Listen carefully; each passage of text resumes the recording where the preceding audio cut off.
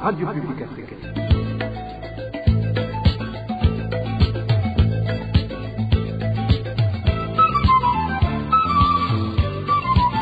Radio Publique Africaine. Nous sommes mercredi 12 février 2025. Bienvenue amis fidèles de la RPA à ce journal dont voici les principaux titres. Le mouvement des femmes et filles pour la paix et la sécurité au Burundi, Inamahoro, exhorte l'ambassadeur du Burundi en Arabie Saoudite de rapatrier Dorcas Ndayizeye, une fille burundaise souffrante et alitée dans une structure sanitaire de ce pays. Les habitants du quartier Ngengavusoro, situé en zone Kanyosha, commune Mouha de la mairie de Bujumbura, en manque d'eau potable depuis une semaine. Une pénurie d'eau qui impacte déjà la santé de la population locale. Vous recevrez dans ce journal. Et la dernière partie de ce journal sera consacrée au mini-magazine au cœur de la société. Une émission qui portera sur la journée internationale de la radio qui va être célébrée ce 13 février 2024. Voilà pour le sommaire. Bonsoir à tous. Tout de suite, le développement. Ouvrons ce journal par la page droit de l'homme. Le mouvement Inamahoro, femmes et filles pour la paix et la sécurité au Burundi, exhorte l'ambassadeur du Burundi en Arabie Saoudite à tout mettre en œuvre pour que Dorcas Ndayizeye, une fille souffrante et alitée dans une des structures sanitaires de ce pays, soit rapatriée dans son pays natal. Marie-Louise Badichako, présidente du mouvement Inamahoro, informe que Dorcas Ndayizeye a le droit d'être protégée comme tous les autres Burundais. Le transfert des travailleurs burundais en Arabie Saoudite se révèle aujourd'hui être plutôt un chemin de détresse, de désespoir et de privation totale de tout secours et de toute assistance. Dorcas Ndayizeye serait très malade et dans l'incapacité totale de travailler. L'hôpital où elle se trouve ne semble lui donner aucun espoir. Elle se sent mal en point et ne demande que le rapatriement dans son pays natal. Nous lançons donc un appel pressant au gouvernement du Burundi et particulièrement aux représentants diplomatiques du Burundi en Arabie Saoudite afin qu'ils s'assurent que le droit à la vie et à la dignité humaine des travailleurs burundais envoyés en Arabie Saoudite est respecté. Le cas de Dorcas n'est pas unique.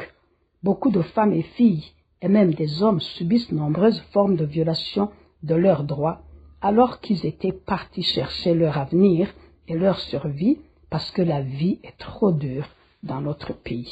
L'ambassade du Burundi a le pouvoir de faire respecter le droit de Dorcas et il ne manque pas les moyens requis pour la rapatrier le cas échéant. Il lui faut juste la volonté, l'engagement et la détermination. Le Burundi est un État qui a des institutions. Que le ministre des Affaires étrangères fasse son devoir et rappelle à l'ordre son ambassadeur. Et le cas échéant, que le président de la République s'en charge. Dorcas et tous ceux qui sont dans la même situation sont des enfants du Burundi. Ils ont droit à la protection comme des citoyens de ce pays. Marie-Louise Badichako critique également l'utilisation des enfants de sexe féminin dans des exercices paramilitaires dans la province de Karuzi. Elle demande au ministre de l'Éducation de mettre fin à toute violence et préjudice aux enfants. Le mouvement Inamahoro est profondément préoccupé par ce qui se passe actuellement à Karuzi, où des jeunes non scolarisés, filles et garçons, sont forcés de participer à des entraînements paramilitaires tous les jeudis matins à l'aube. Nous dénonçons fermement cette action dangereuse et nuisible qui compromet l'avenir des enfants du pays. Comme tous les enfants du monde, les enfants du Burundi ont droit à la protection contre toute éducation à la violence et tous les actes pouvant mettre en danger leur vie et leur épanouissement. Ces enfants, qui devraient tous être à l'école, sont recrutés pour des entraînements paramilitaires. Ceux qui dirigent notre pays devraient savoir que les enfants ont besoin d'une protection renforcée contre l'endoctrinement et l'exploitation qui peuvent avoir des conséquences graves et durables sur leur développement physique et psychologique. Un autre aspect d'une importance aussi capitale pour le mouvement Inamahoro est la crainte des actes de viol et autres violences sexuelles à l'égard des filles dans ce processus d'entraînement paramilitaire. Le mouvement Inamahoro condamne cette action mettant en péril les filles du Burundi. Toujours à page droit de l'homme, la ministre de la Santé et de lutte contre le sida devrait demander au gouvernement de trouver des solutions aux revendications des prestataires de soins de santé au lieu de les pourchasser. Réaction d'un défenseur des droits humains qui suit de près ce secteur à propos de 6 médecins qui ont été arrêtés par le service national de renseignement depuis plus de 2 semaines. Moïse Niborouyo estime que ces persécutions à l'endroit des techniciens de la santé ont des conséquences néfastes sur les bénéficiaires de soins. Les prestataires de soins, surtout les docteurs, sont dans l'intimidation. Du CNR, la documentation au Burundi arrête du jour au jour les docteurs qui ont osé d'exposer les problèmes, surtout au niveau des salaires. Nous savons que si le prestataire de soins n'est pas à l'aise, il ne peut en aucun cas soulager les malades. Le prestataire de soins doit être à l'aise, doit être bien pris en charge par le gouvernement afin de le faciliter, de faire sa noble mission de soigner les malades. C'est pourquoi j'invite Madame la ministre Balada Analidwin. Je la connais comme une dame qui milite pour la liberté, une dame qui combat toujours pour que le système de la santé au Burundi doit avoir une connotation meilleure.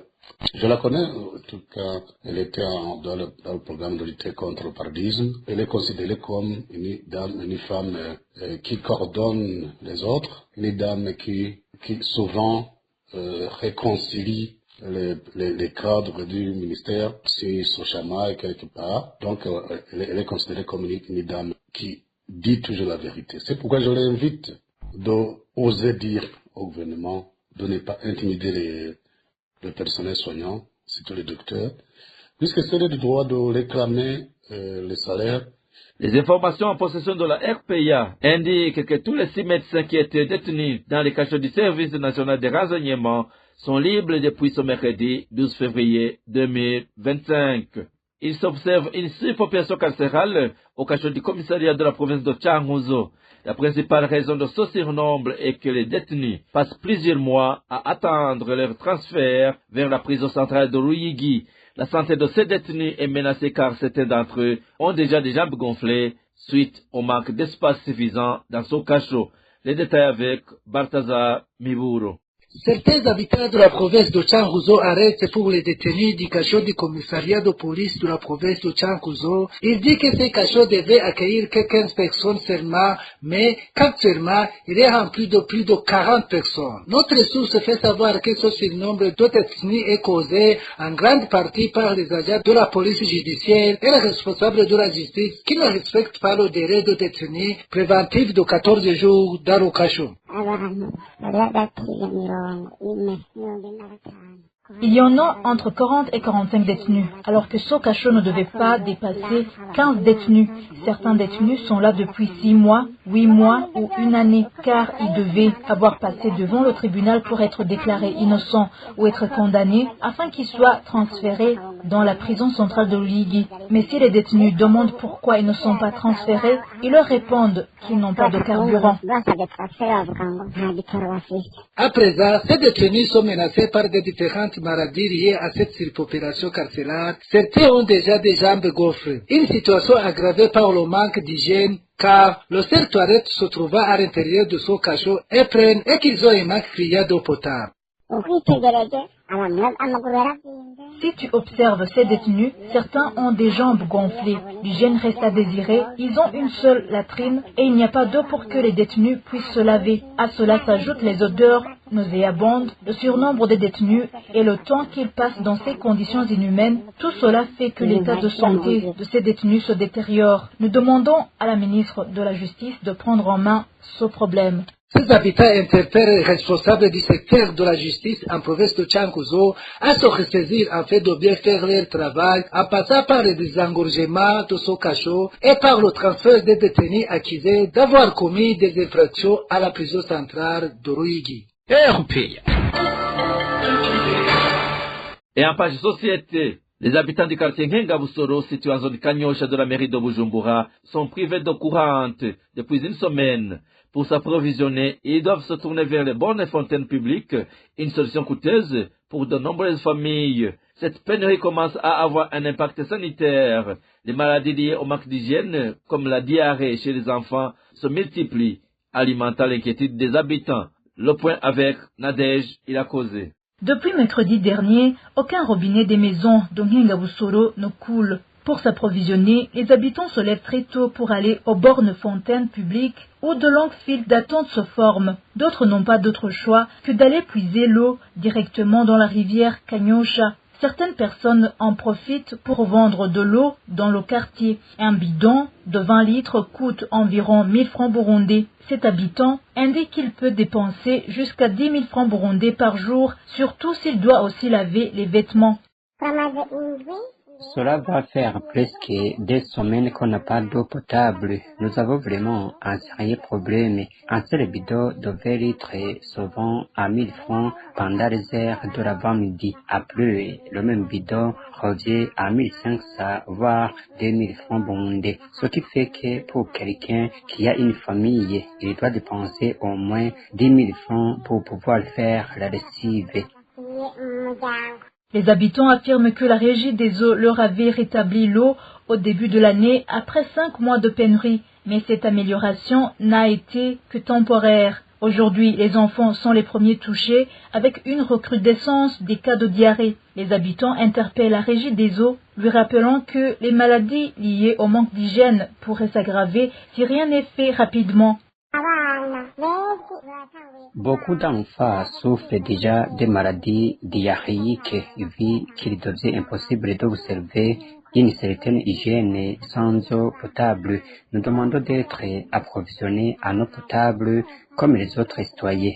Sinon, les maladies liées au messal vont nous décimer, enfants et parents confondus. Nous sommes vraiment dans l'impasse.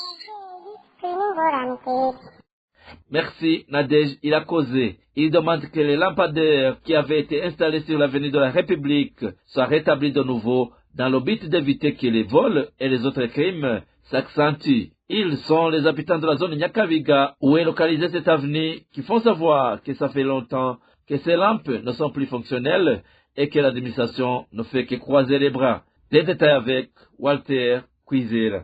L'avenue de la République séparant les quartiers Nyakabiga 2 et 3 se trouve dans l'obscurité totale depuis 2 mois. Selon les habitants de la zone Nyakabiga, l'offre de soulagement poussée lors de l'installation de l'électricité sur ce tronçon n'a duré que le temps de la rosée. Inquiets pour leur sécurité, ces derniers demandent à l'administration locale de faire tout son possible pour rétablir le courant sur cette avenue.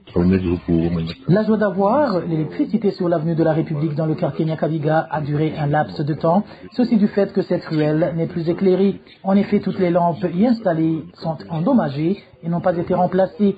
Pourtant, différentes autorités, que ce soit le chef de quartier, le chef de zone, de même que l'administrateur, sont au courant de ce problème. Nous demandons que le chef de zone nous aide à rétablir à nouveau le courant. Les habitants de la zone Nyakabiga font savoir que cet éclairage avait contribué à l'amélioration de la sécurité de la place. Frustrés, ces habitants disent ne pas comprendre pourquoi ces lampes tardent à être remplacées alors que c'est la population elle-même qui se charge de payer les frais de consommation. Cet éclairage avait réduit les cas de vol, que ce soit dans les ménages ou ailleurs. La sécurité s'était significativement améliorée et on pouvait rentrer à toute heure de la nuit sans craindre de se faire attaquer. La rue était éclairée à telle enseigne qu'on ne s'inquiétait d'une quelconque mauvaise rencontre. Donc, nous demandons que le chef de zone Gervais Okubgayo fasse quelque chose pour ramener le courant électrique, surtout que c'est nous-mêmes qui payons la régie des eaux.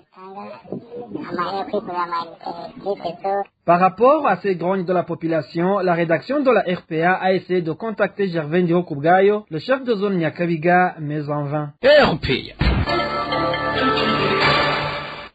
C'est le moment de suivre le mini-magazine au cœur de la société, une émission préparée par la synergie des médias Inzamba Agatekakawe, la télévision Renaissance et la radio RPA. L'émission d'aujourd'hui porte sur la Journée internationale de la radio qui va être célébrée ce 13 février 2024. On va se focaliser sur le rôle de la radio pendant le processus électoral en cours au Burundi. Pour la synergie des médias, le mini-magazine de ce mercredi 12 février vous sera présenté par Pierre Gahungu. Au cœur de la société. Au cœur de la société est une émission préparée en synergie par les radios Inzamba Agatekakawe, Radio RPA Idjouya-Wanyagihugu, ainsi que la radio-télévision Renaissance. Le 13 février, le monde célébrera la Journée internationale de la radio. Cette journée intervient dans un contexte de crise socio-politico-économique qui touche tous les secteurs de la vie du pays, et le monde des médias n'échappe pas à cette réalité, en particulier la radio, qui reste un outil de communication et d'information très convoité au Burundi, est fortement impacté. Ce domaine est d'autant plus vulnérable, car les acteurs politiques ne partagent pas cet outil, le pouvoir en place cherchant à le monopoliser pour museler ses concurrents politiques, ce qui va à l'encontre de la loi sur l'usage de la radio. Dans ce mini-magazine, au cœur de la société, nous aurons l'occasion d'examiner de plus près l'inégalité d'accès à cet outil, utilisé par le pouvoir en place comme un instrument pour se maintenir au pouvoir. À la présentation, Pierre Garongo. Bienvenue. Les médias au Burundi continuent de donner la parole uniquement à certains acteurs politiques en cette période préélectorale. C'est ce que déplore Stéphanie Bidi, porte-parole de la coalition politique Burundi Bwabose, qui participe au processus électoral. Selon lui, cette tendance était autrefois principalement observée sur la radio et la télévision nationale, mais aujourd'hui, elle s'est également étendue aux médias privés. Il appelle donc ces médias à rectifier le tir en accordant la parole à tous les acteurs politiques concernés par les élections à venir. L'objectif, selon lui, est de permettre aux citoyens d'avoir accès à une diversité d'opinions et d'éviter qu'ils n'entendent qu'un seul point de vue. Nous avons constaté malheureusement que la plupart des médias, y compris même ceux qu'on parle indépendants, sont partials à ce qui est d'accorder la parole aux différents acteurs politiques. Dans le temps, on disait que c'est seulement la radio-télévision de l'État qui était penchée vers le parti au pouvoir. Mais on a constaté aussi que les médias privés, des fois, sont aussi penchants. Ils donnent la parole à des mêmes personnes, que ce soit dans différentes émissions, que ce soit même dans les journaux. Donc, on invite les médias à diversifier, donc à être impartial dans l'octroi de la parole, et à donner la parole à tous les acteurs politiques parce que la population a besoin de tout entendre pour faciliter son choix. Au cas contraire, au risque de donner le monopole à un certain groupe d'acteurs politiques, et le public risque de penser que ce sont eux seulement qui ont de bonnes solutions pour les questions du moment. Alors que quand on donnait la parole à tout le monde, le public allait constater que cette formation politique, cette autre formation politique, il y a des solutions très pertinentes qui pouvaient aider la population à sortir des problèmes dans lesquels elle est plongée. Donc, les médias devraient éviter de se focaliser sur un groupe cible de politiques, mais de donner la parole à tout le monde. En dehors des acteurs politiques, certains citoyens contactés par la synergie des médias ne comptent pas sur les radios opérant au Burundi pour obtenir des informations équilibrées durant ce processus électoral en raison de la censure. Selon ceux qui se sont entretenus avec nos collègues de la RPA, cela est impossible même pour les radios qui le souhaiteraient, car le Conseil national de la communication ne le permet pas. D'autres citoyens comptent sur les radios diffusant via les réseaux sociaux pour obtenir des informations. Il faut qu'il y ait au moins la synergie des médias comme à l'accoutumée pour que la population ou bien ceux qui ont d'intérêt pour les élections aient des informations donc à temps. Il y a aussi des informations sur les internets, les groupes WhatsApp ou les Facebook, mais donc ces plateformes ne peuvent pas substituer les radios parce que la population burundaise est habituée à avoir des informations, surtout des informations électorales à partir des radios, surtout sur ces synergies. Mais nous avons vu que donc des radios qui émettent. Ici sur le territoire du Burundi, essaie de donner des informations proches du gouvernement ou bien du parti au pouvoir. Et aussi nous avons vu que ces radios qui émettent sur les plateformes, bien sur l'internet, ils ont le comportement de travailler comme des informations de l'opposition. Il faut donc que la population ait des informations équilibrées pendant la procédure électorale.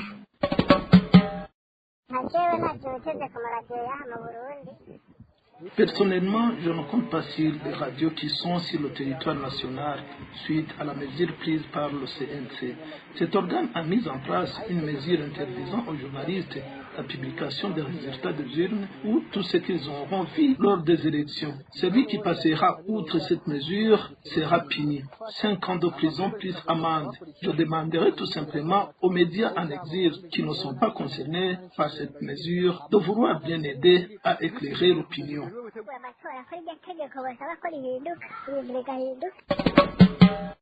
Dans le temps, les médias jouaient un rôle très important en période électorale, car les médias là informaient la population en temps réel qu'il n'y avait pas d'autres. Ce qui n'est pas le cas aujourd'hui sous le règne du CNDP. Les professionnels des médias reconnaissent que le rôle de la radio a été sensiblement anéanti par le parti au pouvoir, qu'il exploite à ses propres intérêts, alors qu'elle devrait être au service de tous les citoyens. Innocent Mourodi déplore cet état de fait qui porte atteinte à la liberté des médias et à la démocratie en général. Dans un contexte normal, les médias sont indispensables à toute société. Ils permettent de faire savoir aux citoyens ce qui se passe dans son environnement immédiat, proche, lointain, sur les questions économiques, politiques, technologiques, historiques, artistiques, etc. Donc c'est vraiment un moyen puissant de nourriture de la réflexion du citoyen et des choix du citoyen. Ça, c'est en situation normale.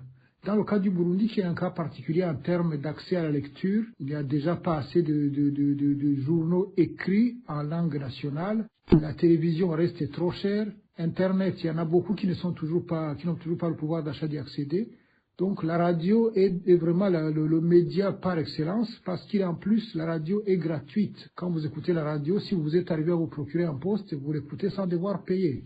Ce qui n'est pas le cas pour les journaux, ce qui n'est pas le cas pour Internet, ce qui n'est pas le cas pour la télévision qui coûte trop cher. Donc au Burundi, la radio est vraiment le roi des médias en situation normale comme en situation de crise. Maintenant, les élections approchent. En situation d'élection, encore une fois, si les acteurs politiques divers et variés peuvent compétir, avoir le droit d'exposer leurs idées, de critiquer le gouvernement, de critiquer d'autres partis, ça peut passer par les médias écrits, ça peut passer par la télévision, mais ça peut passer toujours par la radio dans le cas du Burundi qui reste l'organe central. Mais si on est dans un cas comme celui dans lequel nous nous trouvons, les autres partis ne peuvent pas être en compétition avec le parti au pouvoir, selon qui peuvent le menacer, donc le vaincre aux élections, ou qui ne supportent pas les opinions que ces partis peuvent véhiculer, et qu'en plus on rajoute des réglementations du Conseil national de la communication qui viennent augmenter les contraintes déjà existantes dans la loi et qu'en plus la CENI rajoute ses propres contraintes, en fait, cette radio-là, dans la compétition qui arrive, ne servira pratiquement à rien d'autre qu'à faire la propagande du gouvernement, du parti au pouvoir, écraser les autres qui n'auront pas accès dans les mêmes conditions ou pratiquement pas d'accès pour certains, puisque si vous laissez critiquer le gouvernement, vous risquez d'être accusé de divers crimes inventés ou inventables selon les circonstances au Burundi. Donc la radio qui aurait pu jouer un rôle extrêmement important de faire savoir les différents programmes des uns et des autres dans cette compétition, de comparer, de voir qu'est-ce qui est meilleur, qu'est-ce qui est moins bon pour que le citoyen puisse faire des choix avisés. Cette radio-là ne jouera pas ce rôle-là, donc ce sera juste un outil de propagande pour les plus forts, ceux qui sont au pouvoir. La force physique devient aussi la force médiatique, la force économique, la force politique, purement et simplement. La radio ne servira pas le citoyen burundais dans la compétition qui va arriver, si on peut parler de compétition, dans les élections qui vont arriver, puisque les jeux sont fermés, puisque les dés sont pipés déjà. Donc la radio ne pourra pas jouer son rôle, le rôle qu'elle aurait pu jouer, qu'elle a déjà joué par le passé, en 2005 notamment, un petit peu en 2010. Mais cette fois-ci, ça va être encore pire que 2015, 2020. C'est le monopartisme pratiquement, et donc la radio ne servira pas à grand-chose. Pour rappel, la conférence générale de l'UNESCO a proclamé la journée mondiale de la radio le 13 février 2011 lors de sa 36e session. Cette date a été proposée par la directrice générale de l'UNESCO et correspond à la date de création de la radio des Nations Unies. Le thème de cette année, tel qu'annoncé par la directrice générale de l'UNESCO, est « Rendons hommage aux différentes modalités selon lesquelles ce média peut constituer un outil d'adaptation au dérèglement climatique et d'atténuation de ses effets dans le monde en évolution rapide qui est le nôtre ». Voilà, c'est ainsi que s'achève notre mini-magazine au cœur de la société. À la présentation, vous étiez avec Pierre Gaoungou. Au revoir et à la prochaine. C'était l'émission Au cœur de la société.